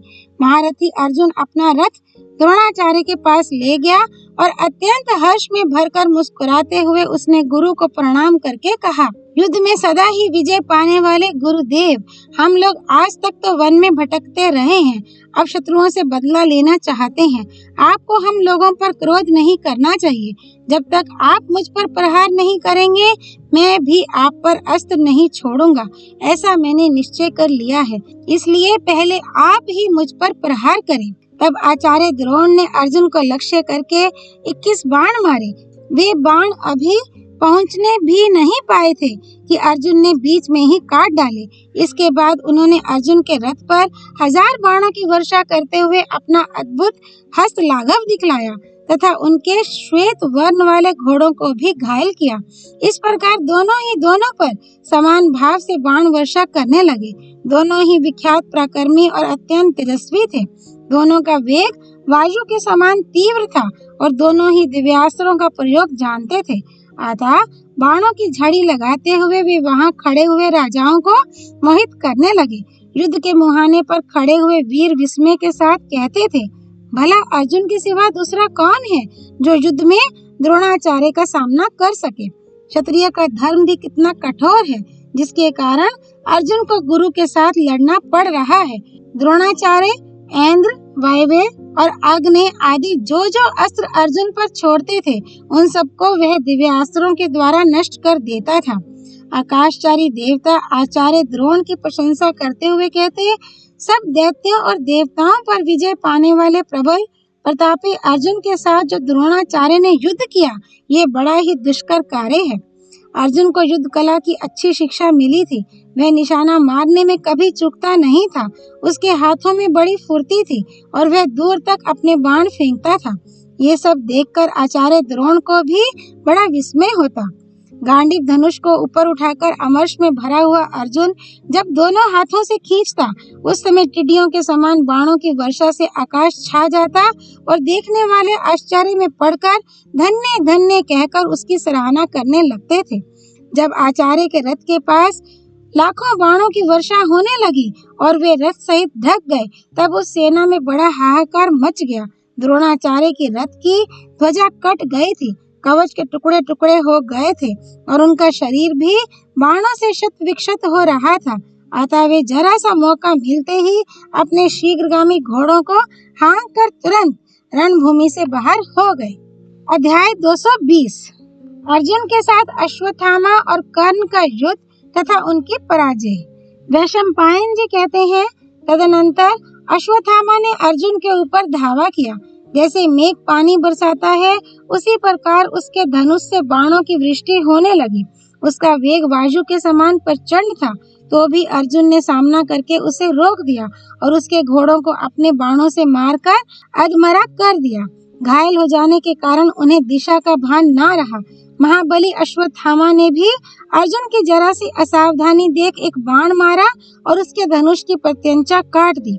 उसके इस अलौकिक कर्म को देखकर देवताओं ने प्रशंसा की और द्रोण, भीष्म, कर्ण तथा कृपाचार्य ने भी साधुवाद किया।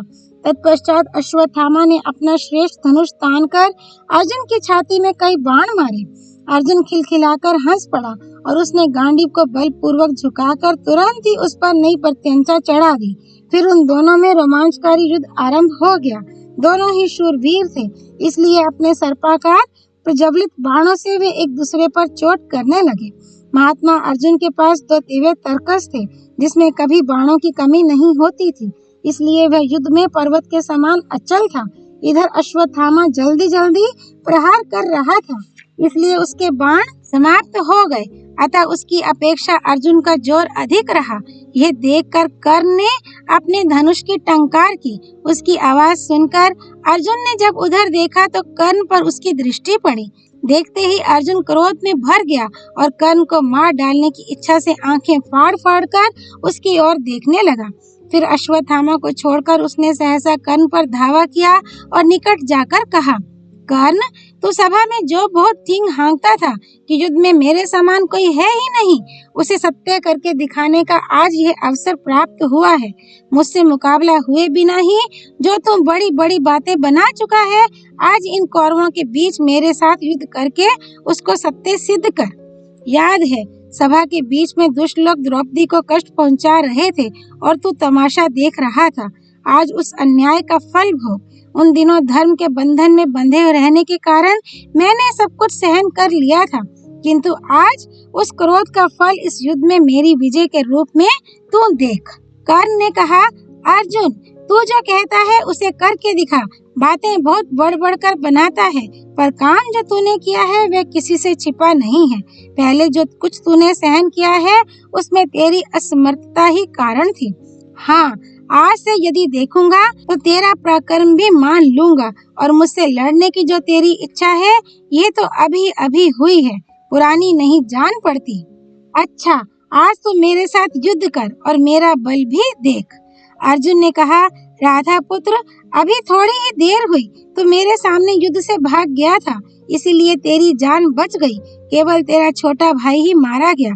भला तेरे सिवा दूसरा कौन मनुष्य होगा जो अपने भाई को मरवाकर युद्ध छोड़कर भाग भी जाए और सत्पुरुषों के बीच खड़ा रहकर ऐसी बातें भी बनावे। ऐसा कहकर अर्जुन कर्ण के ऊपर कवच को भी छिन्न भिन्न कर देने वाले बाणों का प्रहार करने लगा। कर्ण भी बाणों की वृष्टि करता हुआ मुकाबले में डट गया। अर्जुन ने पृथक पृथक बाण मारकर कर्ण के घोड़ों को बीन डाला, उसका हस्त प्राण काट दिया और भाथे लटकाने की रस्सी भी काट डाली। तब कर्ण ने भी तरकस से तीर निकाले और अर्जुन के हाथों को बीन दिया। इससे उसकी बंधी हुई मुट्ठी खुल गई। तत्पश्चात महाबाहु अर्जुन ने कर्ण के धनुष को काट दिया। धनुष कट जाने पर उसने शक्ति का प्रहार किया, किंतु अर्जुन ने बाणों से उसके भी टुकड़े टुकड़े कर दिए। ये देख कर्ण के अनुगामी योद्धाओं ने एक साथ अर्जुन पर आक्रमण किया, परंतु गांडीव से छूटे हुए बाणों द्वारा वे सब के सब यमलोक के अतिथि हो गए। इसके बाद अर्जुन ने कान तक धनुष खींचकर कई तीखे बाणों से कर्ण के घोड़ों को बींध डाला। घायल हुए घोड़े पृथ्वी पर गिरकर मर गए। फिर अर्जुन ने एक तेजस्वी बाण कर्ण की छाती में मारा। वह बाण कवच को भेद कर उसके शरीर में घुस गया। कर्ण बेहोश हो गया। उसकी आंखों के सामने अंधेरा छा गया। भीतर ही भीतर पीड़ा सहता हुआ वह युद्ध छोड़कर उत्तर दिशा की ओर भाग गया। महारथी अर्जुन तथा उत्तर उच्च स्वर से गर्जना करने लगे। अध्याय 221। अर्जुन और भीष्म का युद्ध तथा भीष्म का मूर्छित होना। वैशंपायन जी कहते हैं, कर्ण पर विजय पाने के अनंतर अर्जुन ने उत्तर से कहा, जहाँ रथ की ध्वजा में सुवर्ण में ताड़ का चिन्ह दिखाई दे रहा है, उसी सेना के पास मुझे ले चलो। वहाँ मेरे पितामह भीष्म जी, जो देखने में देवता के समान जान पड़ते हैं, रथ में विराजमान हैं और मेरे साथ युद्ध करना चाहते हैं। उत्तर का शरीर बाणों से बहुत घायल हो चुका था, अतः उसने अर्जुन से कहा, वीरवर, अब मैं आपके घोड़ों को काबू में नहीं रख सकता। मेरे प्राण संतप्त हैं, मन घबरा रहा है। आज तक किसी भी युद्ध में मैंने इतने शूरवीरों का समागम नहीं देखा था। आपके साथ जब इन लोगों का युद्ध देखता हूँ तो मेरा मन डामाडोल हो जाता है। गदाओं के टकराने का शब्द, शंखों की ऊंची ध्वनि, वीरों का सिंहनाद, हाथियों की चिंगाड़ तथा बिजली की गड़गड़ाहट के समान गांडीव की टंकार सुनते सुनते मेरे कान बहरे हो रहे हैं। स्मरण शक्ति क्षीण हो गई है। अब मुझ में चाबुक और बागडोर संभालने की शक्ति नहीं रह गई है। अर्जुन ने कहा, नरश्रेष्ठ, डरो मत, धैर्य रखो। तुमने भी युद्ध में बड़े अद्भुत पराक्रम दिखाए हैं। तुम राजा के पुत्र हो। शत्रुओं का दमन करने वाले मत्स्य नरेश के विख्यात वंश में तुम्हारा जन्म हुआ है, इसलिए इस अवसर पर तुम्हें उत्साहहीन नहीं होना चाहिए। राजपुत्र, भली भांति धीरज रखकर रथ पर बैठो और युद्ध के समय घोड़ों पर नियंत्रण रखो। अच्छा, अब तुम मुझे भीष्म जी की सेना के सामने ले चलो और देखो कि मैं किस प्रकार दिव्य अस्त्रों का प्रयोग करता हूँ। आज सारी सेना को तुम चक्र की भांति घूमते हुए देखोगे। इस समय मैं तुम्हें बाण चलाने की तथा अन्य शस्त्रों के संचालन की भी अपनी योग्यता दिखाऊंगा। मैंने मुट्ठी को दृढ़ रखना इंद्र से, हाथों की फुर्ती ब्रह्मा जी से तथा संकट के अवसर पर विचित्र प्रकार से युद्ध करने की कला प्रजापति से सीखी है। इसी प्रकार रुद्र से रौद्रास्त्र की, वरुण से वरुणास्त्र की, अग्नि से आग्नेयास्त्र की और वायु देवता से वायव्य अस्त्र की शिक्षा प्राप्त की है। अतः तुम भय मत करो, मैं अकेले ही कौरव रूपी वन को उजाड़ डालूंगा। इस प्रकार अर्जुन ने जब धीरज बंधाया, तब उत्तर उसके रथ को भीष्म जी के द्वारा सुरक्षित रथ सेना के पास ले गया। कौरवों पर विजय पाने की इच्छा से अर्जुन को अपनी ओर आते देख निष्ठुर पराक्रम दिखाने वाले गंगानंदन भीष्म ने धीरता पूर्वक उसकी गति रोक दी। तब अर्जुन ने बाण मारकर भीष्म जी के रथ की ध्वजा जड़ से काटकर गिरा दी। इसी समय महाबली दुशासन, विकर्ण, दुस्सह और विविशति, इन 4 वीरों ने आकर धनंजय को चारों ओर से घेर लिया। दुशासन ने एक बाण से विराट नंदन उत्तर को बींधा और दूसरे से अर्जुन की छाती में चोट पहुंचाई। अर्जुन ने भी तीखी धार वाले बाण से दुशासन का सुवर्ण जटित धनुष काट दिया और उसकी छाती में 5 बाण मारे। उन बाणों से उसको बड़ी पीड़ा हुई और वह युद्ध छोड़कर भाग गया। इसके बाद विकर्ण अपने तीखे बाणों से अर्जुन को घायल करने लगा। तब अर्जुन ने उसके ललाट में एक बाण मारा। उसके लगते ही घायल होकर वह रथ से गिर पड़ा। तदनंतर दुस्सह और विमिशति दोनों एक साथ आकर अपने भाई का बदला लेने के लिए अर्जुन पर बाणों की वर्षा करने लगे। अर्जुन तनिक भी विचलित नहीं हुआ। उसने 2 तीखे बाण छोड़कर उन दोनों भाइयों को एक ही साथ बींध दिया और उनके घोड़ों को भी मार डाला।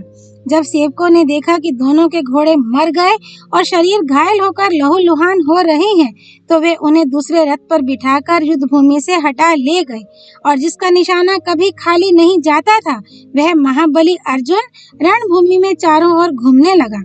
जन्मेजय, धनंजय के ऐसे पराक्रम देखकर दुर्योधन, कर्ण, दुशासन, विंशति, द्रोणाचार्य, अश्वत्थामा तथा महारथी कृपाचार्य अमर से भर गए और उसे मार डालने की इच्छा से अपने दृढ़ धनुषों की टंकार करते हुए पुनः चढ़ आए।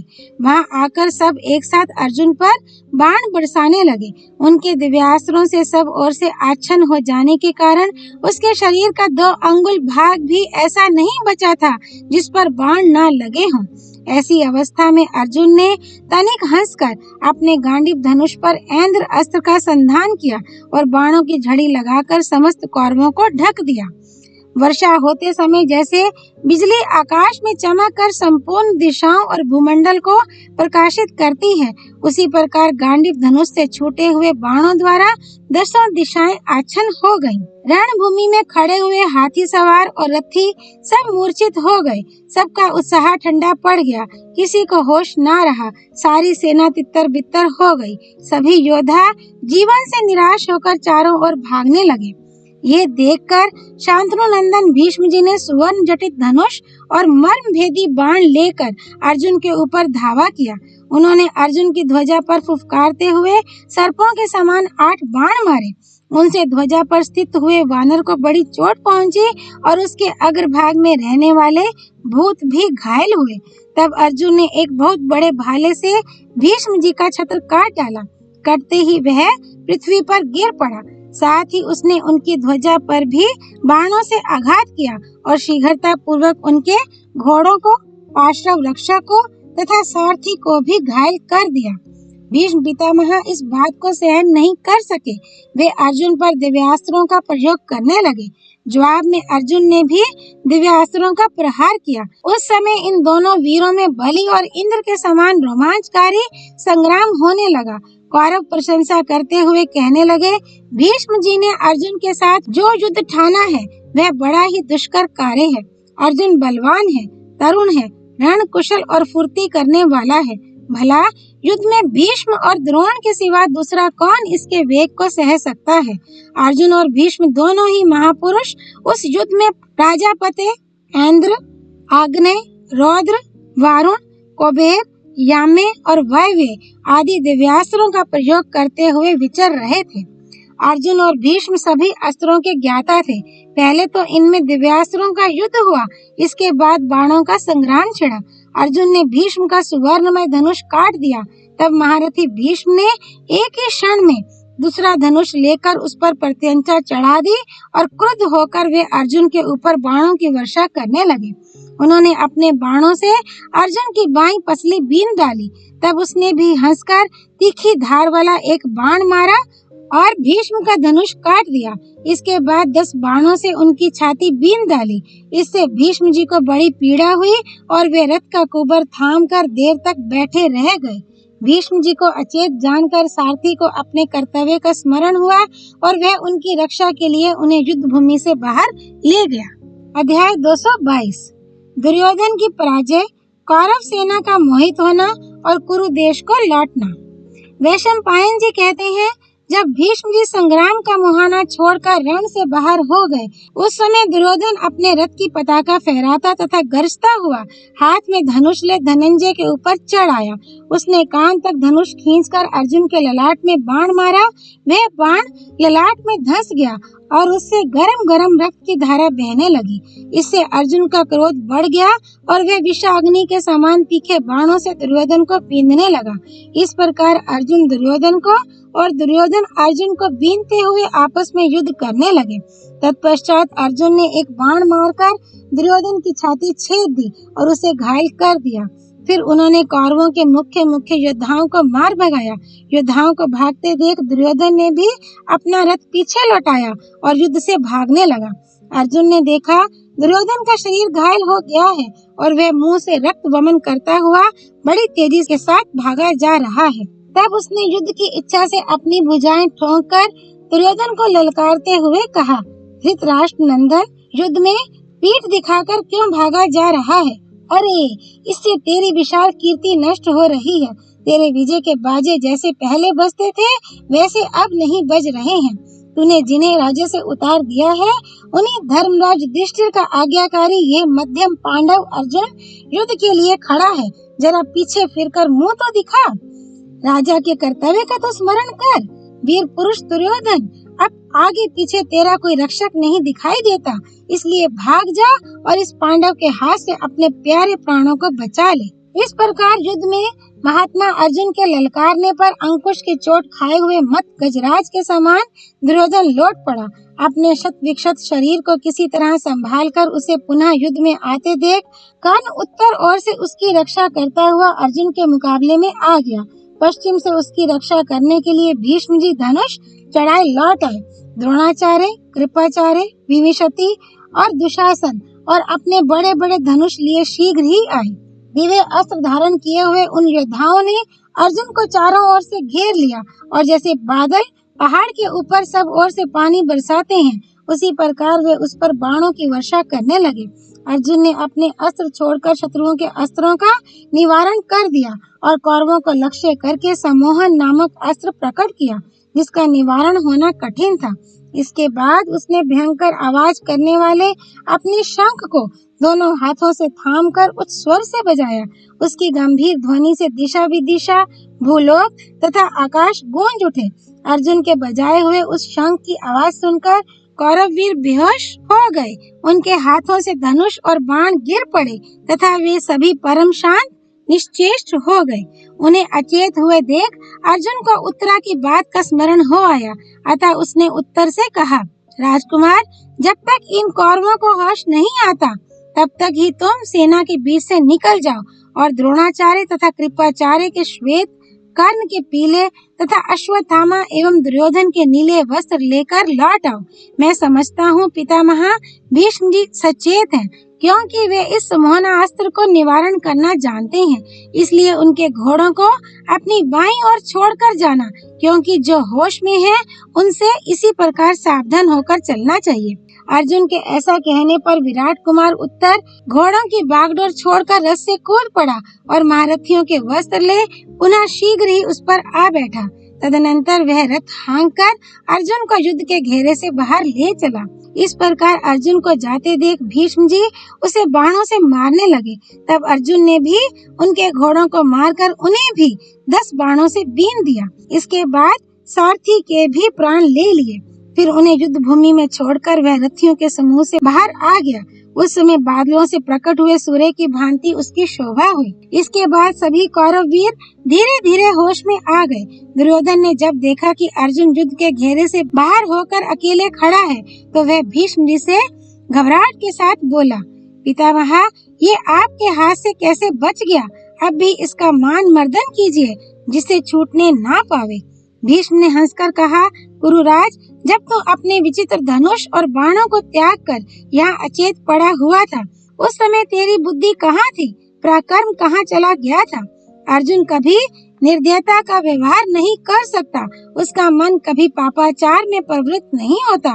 वह त्रिलोकी के राज्य के लिए भी अपना धर्म नहीं छोड़ सकता।